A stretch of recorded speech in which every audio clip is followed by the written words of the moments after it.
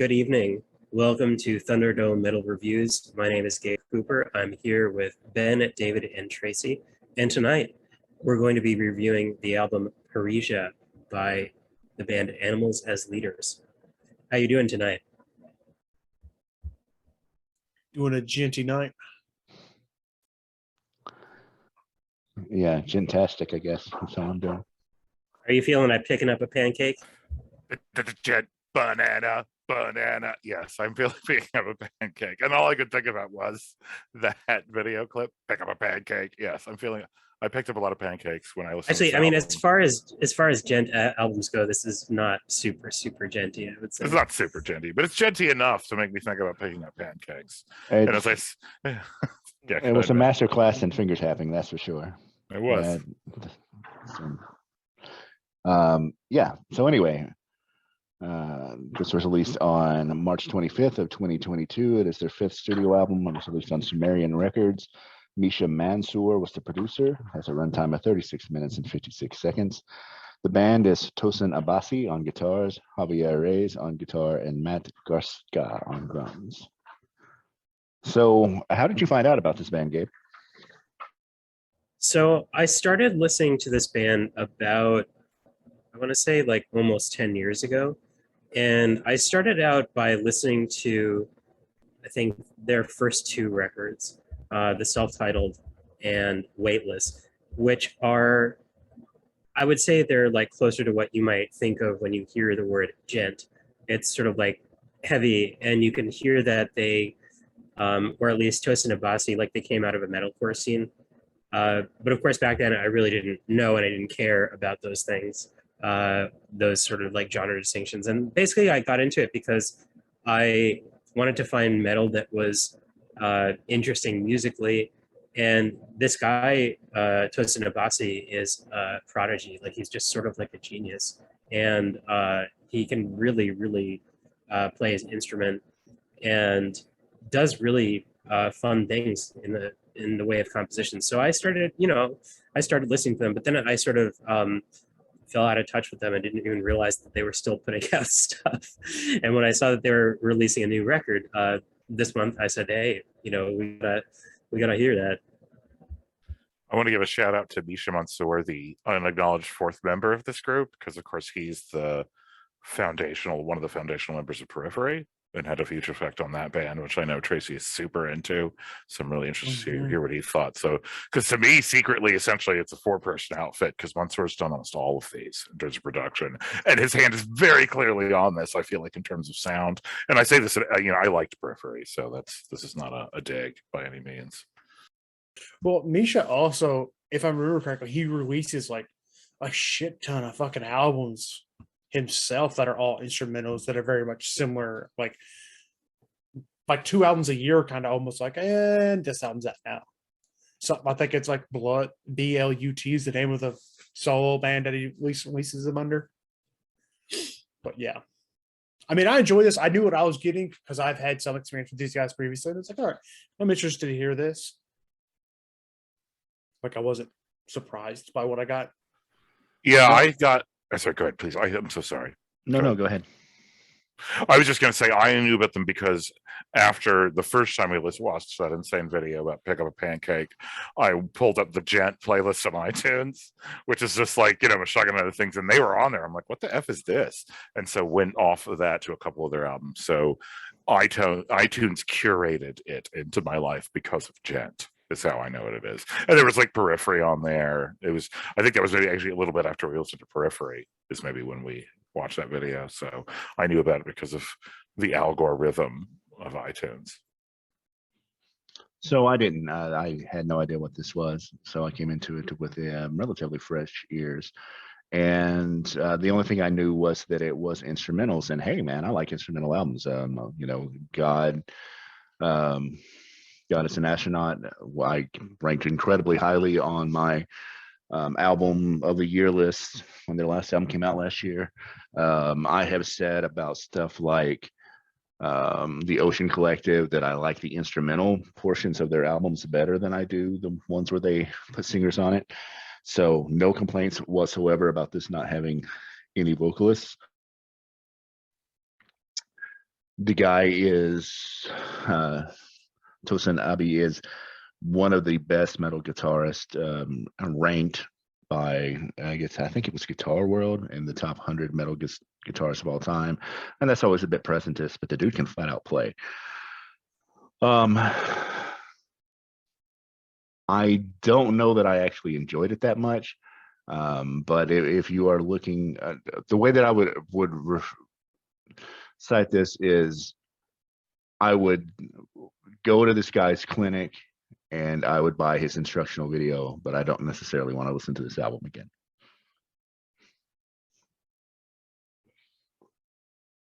I'm not big on instrumentals in general. Like, I really want words because it's hard to me. It makes it more difficult to tell where you are in an album and sort of make songs distinct. It maybe wasn't helped that I listened to this album like 5 times in a row in one stretch, and it just seemed like a continuous, just sort of auditory experience. So, but for an instrumental, I like this a fair amount. I think I liked it a little bit more than God is an Astronaut, which was also cool. That was that Irish thing that we listened to really early in 21. But if you're going to listen to an instrumental, this would be it. And yes, this motherfucker can play his ass off. Like, the playing is just insanity.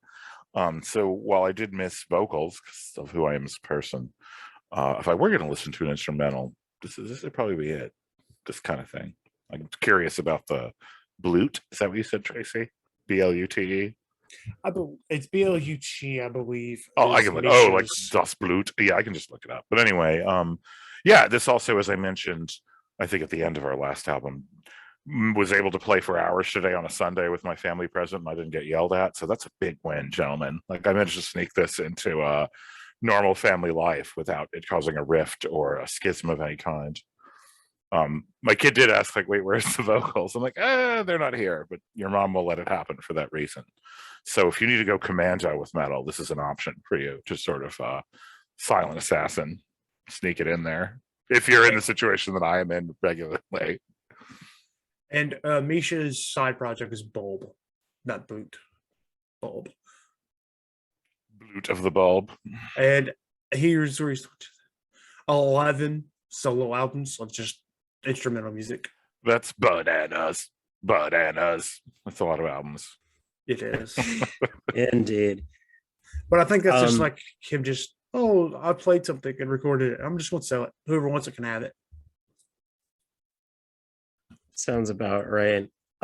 So I just wanted to say a word because I don't know how it doesn't sound like anybody's really been following them for the last few years, but I ended up going back and listening to their last 2 records. So there was one from 2016, which was jazzier and not very heavy at all.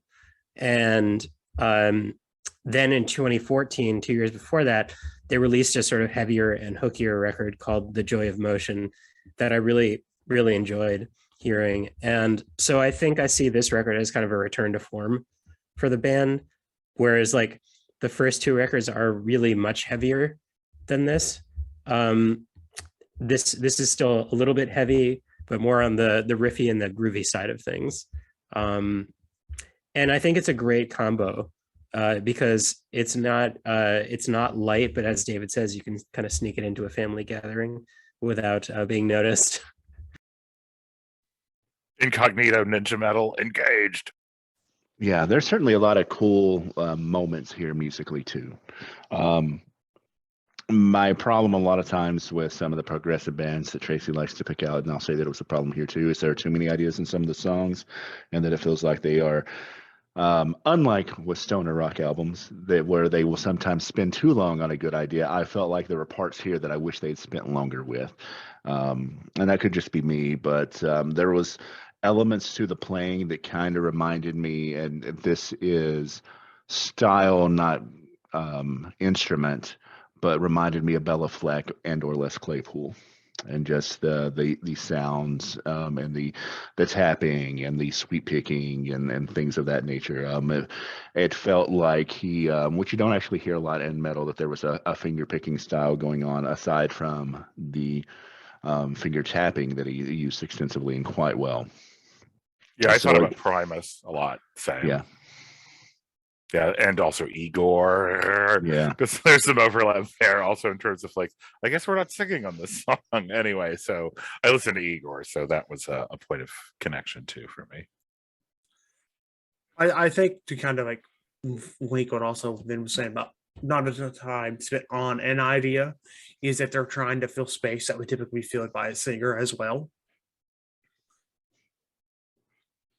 So they're having to spend more time on individual ideas in that sense, or it's like along with writing a rhythm guitar, bass, and drum section, you also need to write a lead guitar solo section for the entirety of the song as well. Gabe, you look like you wanted to respond to that. So, Oh, I was just going to say, sort of jumping on the back of that. I'm surprised to hear that you would rather them spend longer with certain ideas on this record, because like then you would end up with an hour and a half long record. And I think they condense quite a lot of ideas into a bite-sized packages, which I think is a real advantage, rather than, I don't know, spooling out an idea that isn't really much of anything for like 10 minutes, which is what Iron Maiden did on their last record. Sorry to call you out, guys, but like there's that, and then there's also the prog thing where it's very dramatic, like something is dramatized that doesn't necessarily need a lot of space to be enacted.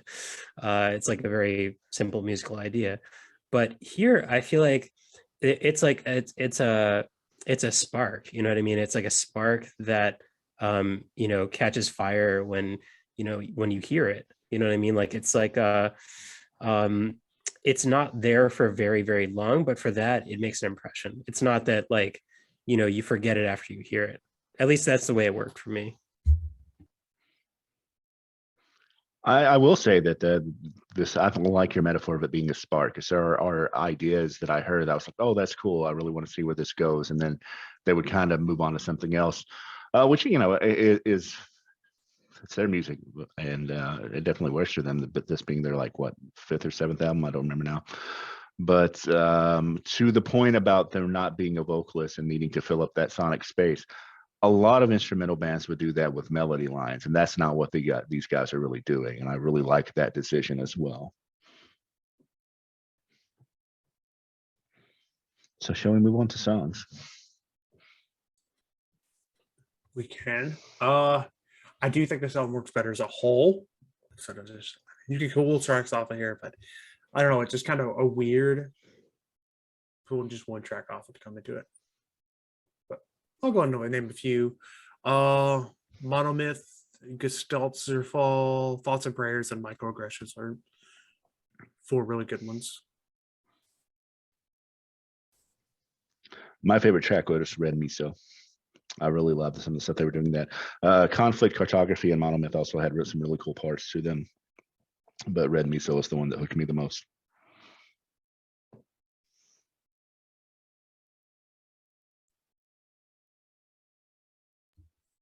I kind of like all of them, but in addition to what has been mentioned already, I want to shout out Red Miso again, Thoughts and Prayers, and Gordian Knot is just totally baller. I don't have a whole lot to add. This is the kind of thing that, as I listened to this over and over and over, so I listened to it as like a giant mega album. But I also want to give Red Miso and Thoughts and Prayers a shout out. Those songs are really cool. But it was an interesting ride. It was certainly auditorially complex and stimulating. So didn't mind the lack of vocals as much as I sometimes do. Okay, let's grade this thing.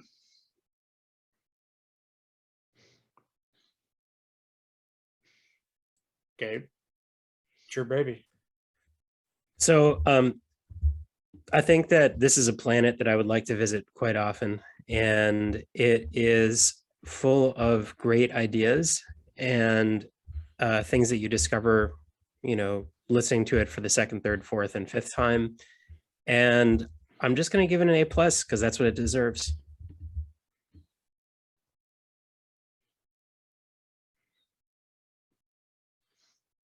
Well, I'm going to swing it back the other direction. I'm going to give this a C plus. I think that there are some really interesting elements to it and a few standout moments, but as an entire album, I just didn't really.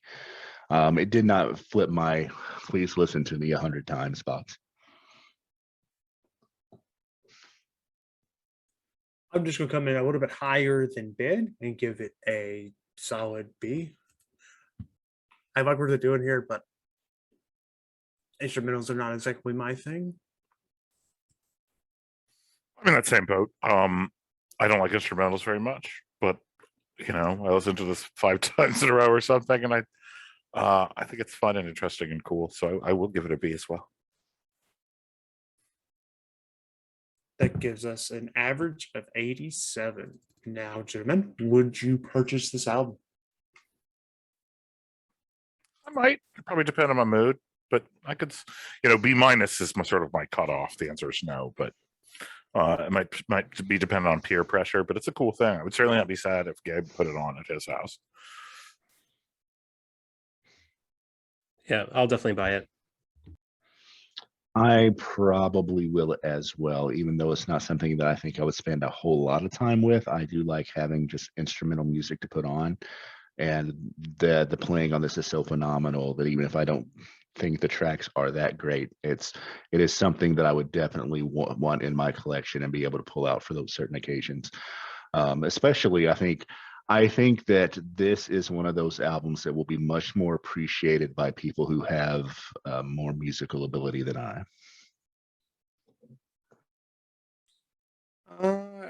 I think I would buy it just to have it in the sense of something to put on when guests were around that you could kind of sneak your metal in the back way like David does.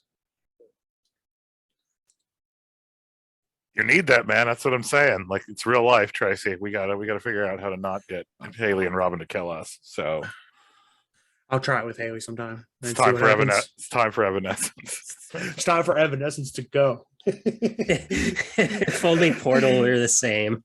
It's also instrumental, guys, mostly. And mostly, except for the demons in the background. Yeah, exactly. No doubt. Have you seen these guys live, Gabe? I haven't. No. It'd be interesting to watch them. I'd love that. I would too, especially and I know it might not be this way, but in a small venue, because you'd really want to be able to actually watch them. Mm-hmm. Mm-hmm. Watch every guys who turn the lights off and you can't see them and it's all smoky and stuff. Play with their back to the crowd. Yeah, exactly. Just have a screen in front of them. They don't even talk to the audience between sets. There's no mic. They just. And they don't really need one. So. Well. Yeah. That reminds me, I went and saw Russian Circles when I went and saw Mastodon and their instrumental band. And you couldn't really see them. And it was kind of like a clean overlay of stuff. And then they played their set and just fucking left.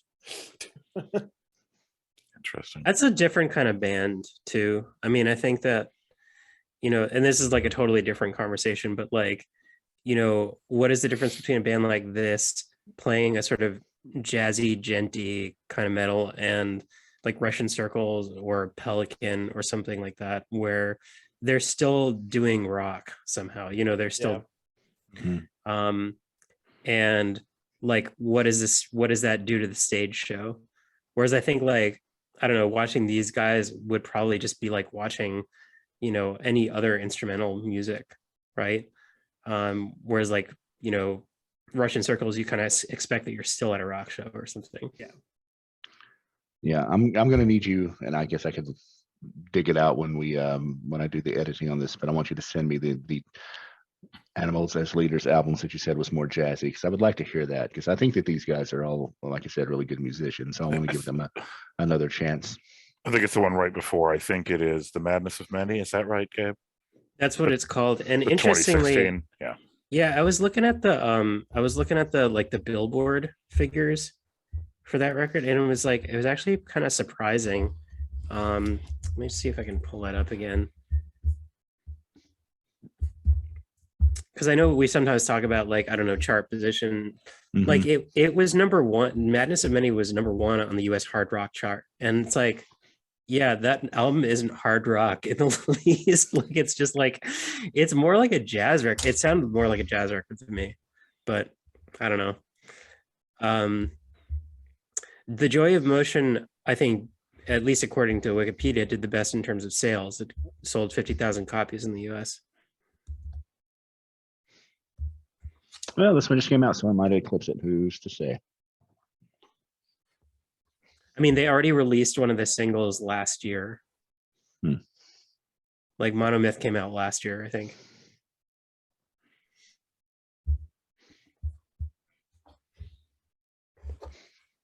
Well, Tracy, what are we doing next time? Next time, we did our debut albums blast, or will that be out by then? With the grab. Yeah, it'll be out. Okay. Well, we are going to one of the highest selling debut albums of all time. The highest selling. The highest selling with bids pick of Guns N' Roses' Appetite for Destruction. At least Never- within this genre. Never heard of it. No. Right. It's just a small indie album that nobody's ever heard of. Obscure, man. Never. Let's just, we were talking about Animals the Leaders. Let's just see. We could do that later. Just run the numbers later. But this album so astronomical amounts of shit. So That album cover, man. I'd forgotten. Oh, Dude, it's so 1988 or 89. I don't remember right now. But God. Anyway, 87. I'm looking forward to it. Me too. It's been a while since I've listened to this. Me too. And I'm sure that Tracy knows and hates all the songs on this album. Yeah, it'll be probably. fun. I know and hate a lot of songs off this album. I liked when we listened to Motley Crue. Actually, that was kind of fun. So I think it's going to be another week like that. Yeah. Yeah. Sorry, Tracy. Well, I will say we at least got a very interesting mix for this week. Oh, we do. I think the one I pick you may hate even more, as we discussed last week. We're betting, man. You're probably right. Well, So it's going to be a week of punishment for Tracy. come listen to Tracy suffer on the next episode of Thunderdome Metal Review.